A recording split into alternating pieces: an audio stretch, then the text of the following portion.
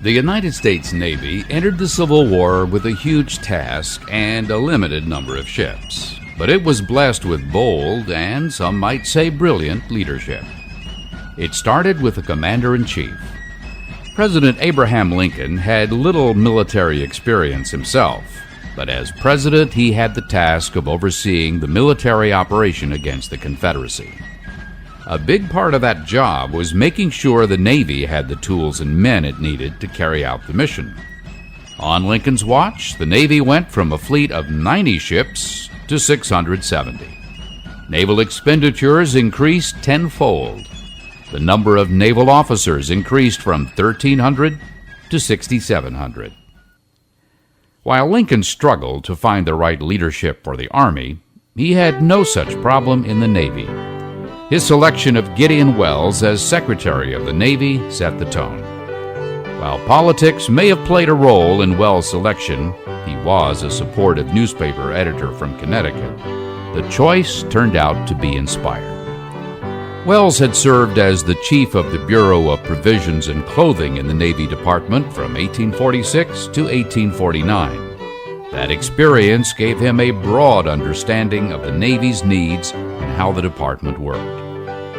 Serving under Welles as Assistant Secretary was Gustavus V. Fox, a brilliant naval officer who possessed the experience of several successful commands.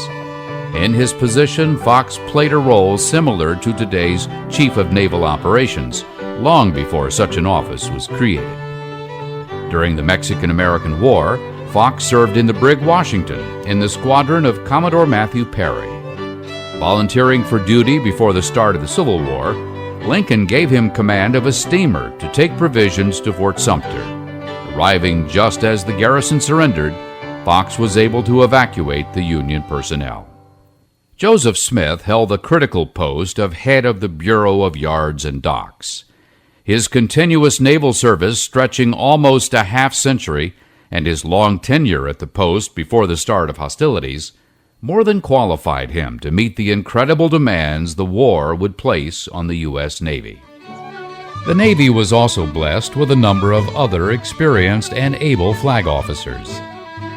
David Farragut entered naval service as a young man and saw action in the War of 1812. A Southerner in Virginia when the state seceded from the Union, Farragut moved to New York since he believed secession to be treason. With a strong endorsement from fellow officer and adoptive brother David Dixon Porter, Farragut was offered command of the West Gulf Blockading Squadron aboard his flagship USS Hartford.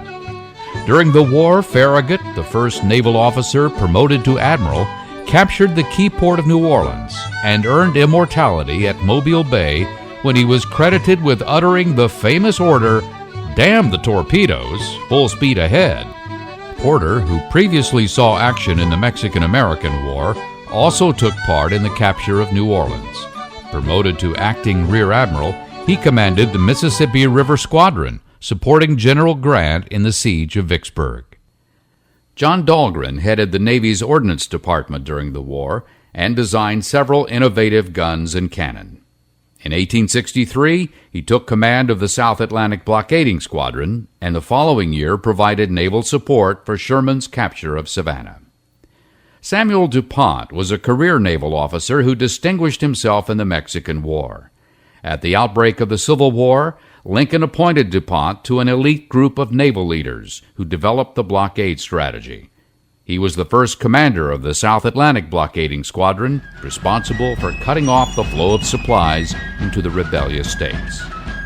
While many naval officers with Southern sympathies resigned their commissions and joined the Confederacy, those who remained were determined to preserve the Union. They were fortunate to have the support of a small group of brilliant engineers who advanced naval technology and provided the needed weapons to fight the war.